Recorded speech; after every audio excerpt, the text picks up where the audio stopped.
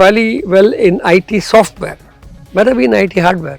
We have to have the guts. But if you say, Abki bar Trump Sarkar, then you won't do that, no? So what you call, there's no such thing as Hindu economics. How can there be Hindu economics, Muslim economics, or upper caste economics, lower caste economics? No. This is just, as an economist, I'm shocked at this kind of chicanery. Major campaigns like Make in India, Made in India, Stand Up India, Skill India, or Atmanirbhar Bharat, like anywhere, all these. They all sound not like Make in India, but like fake in India. That's the problem. But when we were denied technology and access to nuclear power, we developed it ourselves. Space, we've done an outstanding job. All this sloganeering from Swadeshi Jagran Manch and other RSS outfits, or the periodic noises we hear about self-reliance. But we have taken a position that no, we won't touch corporate sector. They will do whatever they want. We will only give them tax concessions. Prime Minister Narendra Modi has been often talking about Swadeshi economy or Atmanirbhar Bharat economy. But how far it will suit a country which has 1.4 billion people? Let's decode this idea of Swadeshi economy with noted economist Venkatesh Athreya. Hello, sir. Welcome. Hi. Tell me. Sir, how do you look at the NDA government's call for a Swadeshi economy, this Atmanirbhar Bharat? Do you think it's different from the self-reliance ideas promoted by the Congress leaders? Do you think it's different, or it's both are same? What are the essentials of this new formulation? Yeah, these days everything is in Hindi, so it becomes more difficult to follow what they're trying to say, Atmanirbhar or Swadeshi. But Swadeshi slogan has been there for a long time, and this is complete rhetoric. Both the talk about Atmanirbhar and the talk about Swadeshi economy. Of course, the RSS has a wing, the Swadeshi Jagran Manch, which periodically talks about self-reliance, has one conference here, one conference there, but de facto on the ground, the government of India has not ever put enough money into scientific and technological advances in R&D, which would enable at least some part of the economy to develop self-reliance. Despite all this, our public sector enterprises showed some promise. Take BSNL, for example, or other examples in the steel. But all that has been gradually abandoned. And with privatization on a scale which is very large now, and with opening up the economy to foreign capital, and not just foreign industries coming here, but foreign finance capital, which is purely speculative, brings money, goes into the stock market, we are very far from any kind of self-reliance. And if you look at the record of industrial growth, manufacturing growth, of the share of manufacturing sector in GDP, all of that will tell you that we don't really have seriously worthwhile achievements in recent times. I would say, I would talk about the Congress in general, because Congress changed over a period of time, and post 1991 Congress pretty much abandoned earlier commitment to self-reliance and joined the globalization bandwagon with the LPG policies, liberalization, privatization, globalization policies. There was a serious attempt to build India's economic self-reliance backed up by scientific and technological self-reliance in the Nehruvian era. In fact, the term Nehru itself is anathema to the present government. So, if you say Nehru, then they say, hey, what's going on? But the fact is that in the first 3 plan periods, we had some decent 5-year planning was happening. We actually did some serious work on developing the S&T institutions and developing a culture of science and technology innovation. But by and large, India's corporate sector has not been a pioneer in innovation. They have preferred to imitate technologies and apply them. And post Nehru, the Congress party slowly gradually moving towards a neoliberal policy framework by 1991. In the last 30 years, I would say the emphasis on self-reliance has been far less. Do you think both Congress and BJP Yes. were on the same platform Yes. to not giving enough funds for the Swadeshi companies? So public sector companies, I know about Okay. Swadeshi and all that. Okay. Swadeshi is a term that these guys use. Okay. But public sector companies which have historically promoted self-reliance, you can see the contrast. In a small state like Kerala, picks up loss-making public sector companies and turns them around, makes them profitable. which is very limited powers. Government of India could have done much more, and Government of India could also have pushed corporate sector to promote innovation and new technologies. But we have taken a position that no, we won't touch corporate sector. They will do whatever they want. We will only give them tax concessions. We'll, when they have a lot of money to RBI or banks, we will let them go. We won't do it to the farmer, but we'll, cancel or call off the loans of the big guys. This is not the way to go forward. But that's been the policies in this country, and I think public sector could have played an important role. So the government is now projecting Make in India programs, and on the other hand, we are being charged high tariffs in the Trumpian era. Are we moving away from the global trade, which is getting tougher day by day? When we talk about Swadeshi and the public sector companies, all that. On the other hand, we are heavily dependent on other countries. We have, we've had, relatively speaking, before 1991, if you added India's imports and exports and took it as a share of your GDP, so hardly 14%. So we were not terribly exposed to the world economy. But post 1991, we liberalized, right? So by the time we come to now, to 2025, the sum of exports and imports of goods and services would be roughly about half or more of the GDP, close to 60%. So we are much more integrated into the international economy than we were then. So today, if you talk about self-reliance in the sense of autarky, that is, we won't import anything, that's just foolish. We'll have to import, we'll have to export, but technology should be in our hands. Try and develop technology. Even if you borrow one, then you must develop it further yourself.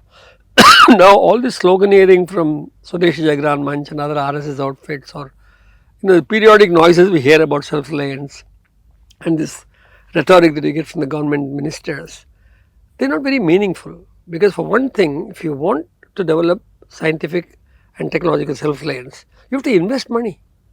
So what has been the record of government in terms of investing in science and technology? S&T budgets are coming down, education budgets are coming down.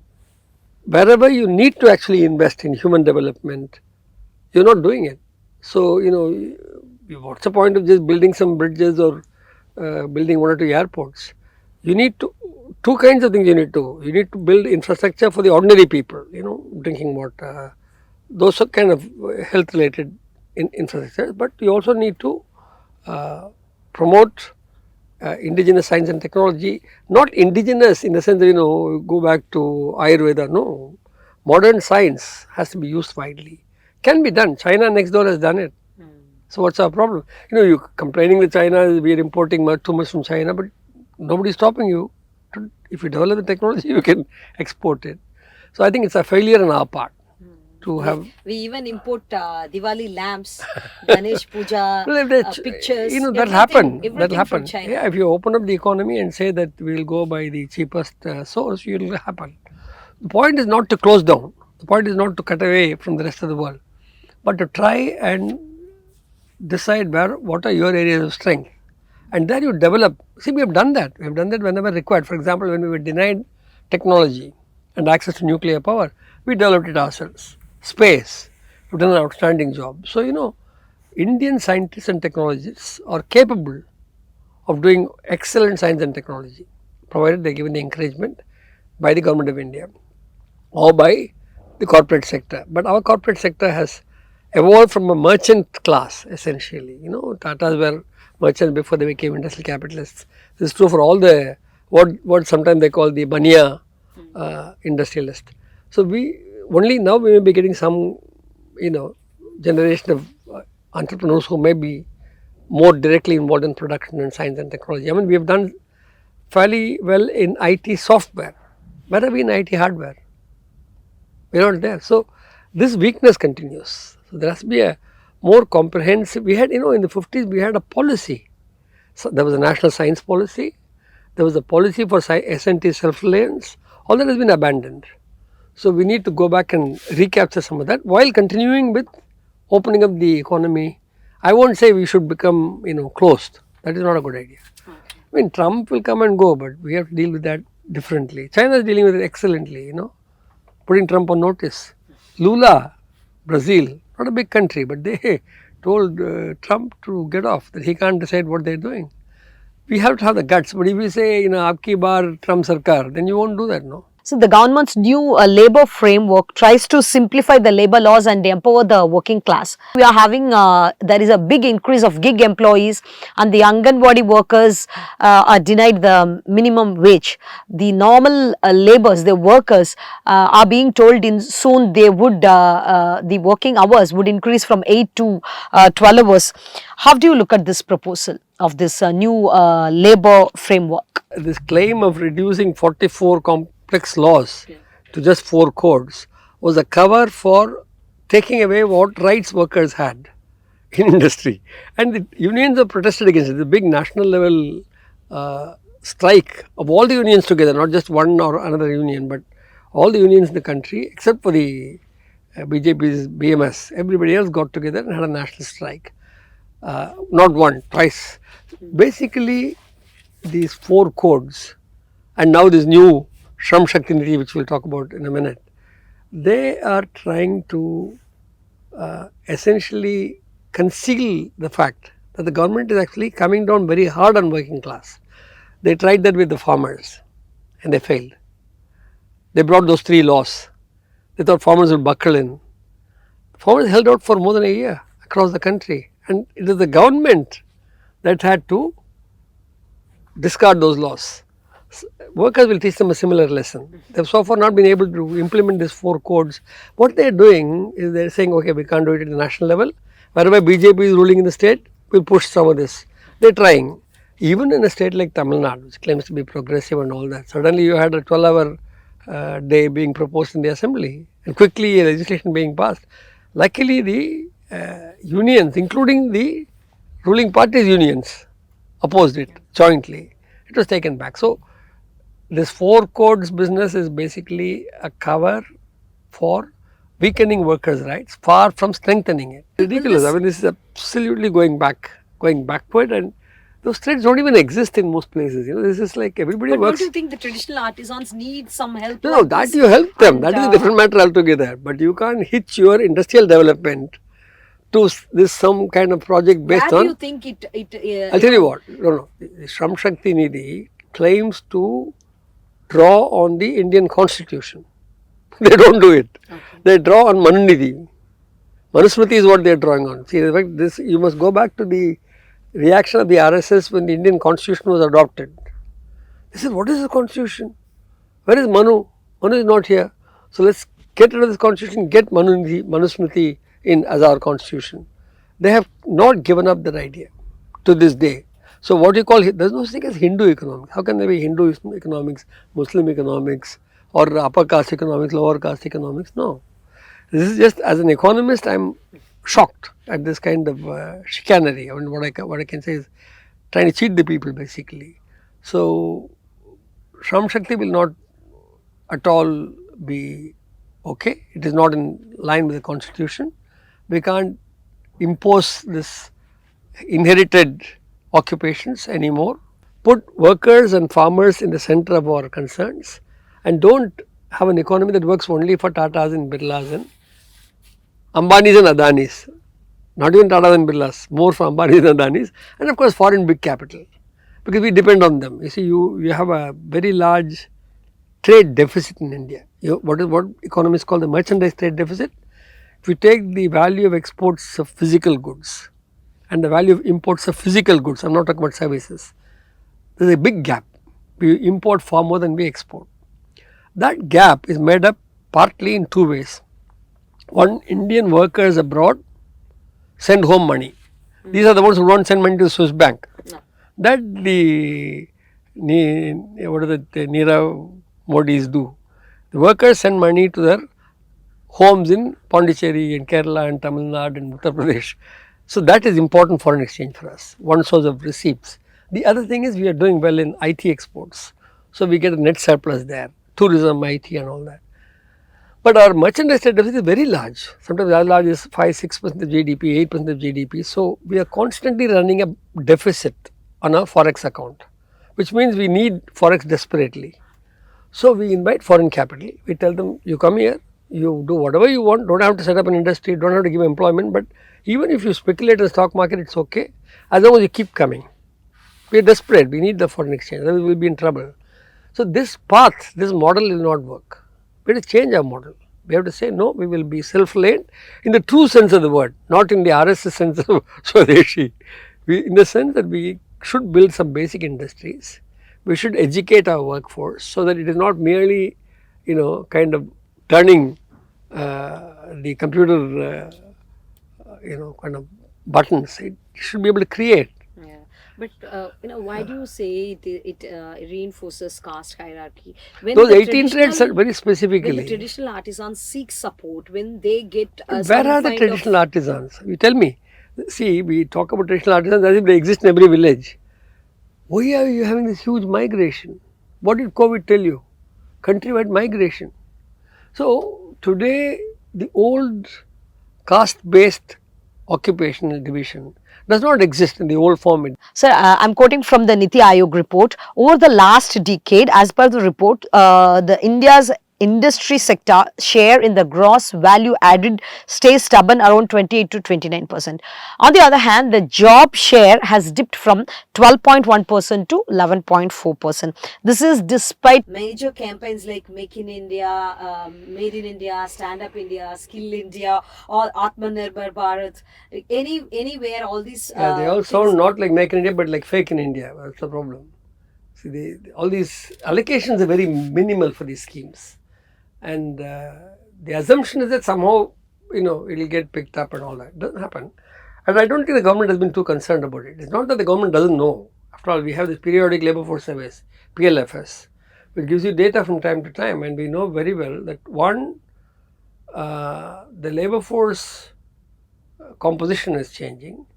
The proportion of people getting any kind of job in their lifetime is declining, and where they do get jobs, the remunerations are not impressive.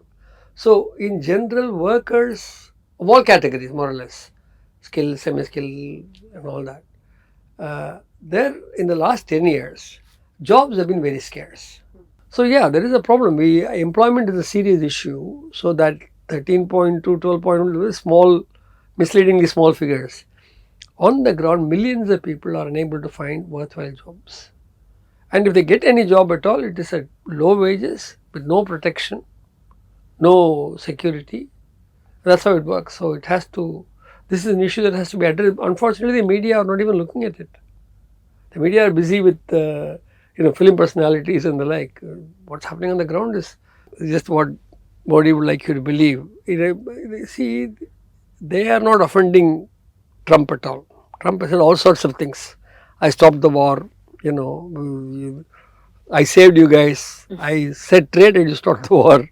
And then 50%, I'll make it 100% tomorrow. Then he'll say, I'll remove it if you do certain things. Don't buy oil from the Russians.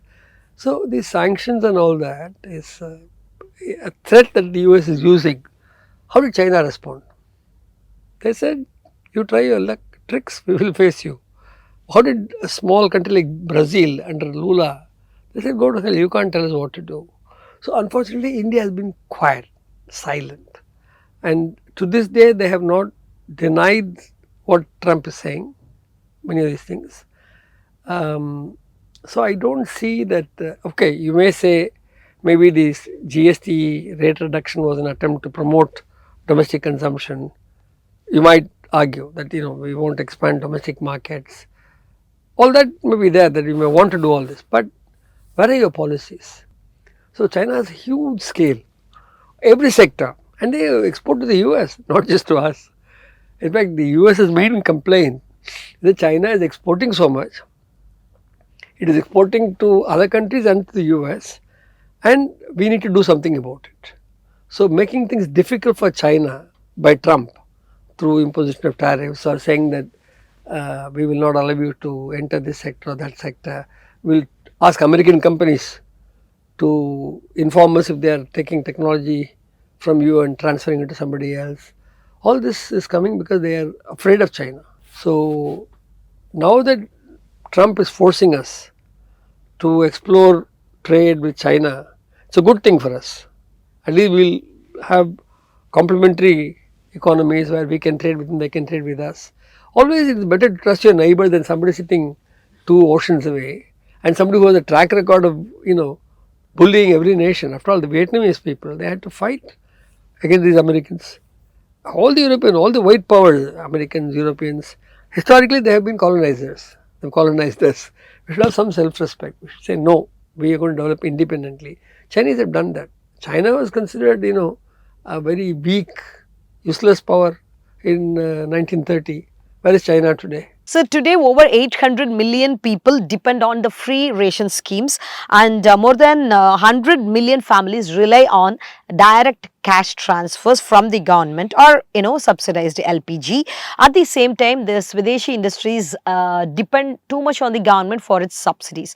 See, when we are having people relying on the government for the cash benefits on the LPG, and we are also having the industries that want huge subsidies, how will we tackle this when we want to have the Atmanirbhar Bharat?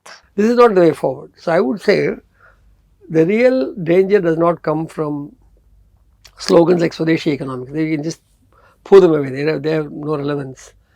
The real danger comes from a policy that thinks that by incentivizing the corporates, they will invest and the economy will grow. We have enough experience. 10 years is a long time. What has been the impact of government incentives? You see, how does government generate resources to invest in technology? It has to tax somebody. Now they are only taxing you and me. They are taxing GST, they are taxing salary income, they are taxing ordinary people. But they are not taxing the rich. Rich pay hardly any tax in this country. The highest tax rates used to be 30% plus surcharge for income tax. It's still 30% plus surcharge for us, for salaried employees and all that. For corporate sector, it's 22%. Nirmala Sitharaman made this change in 2019 and it's now 6-7 years. So corporates have made tons of money. They are not sharing it with you. They are not investing in the country. They are happy sending money abroad to buy plants elsewhere. You allow them to do it now. You allowed them to, export their profits.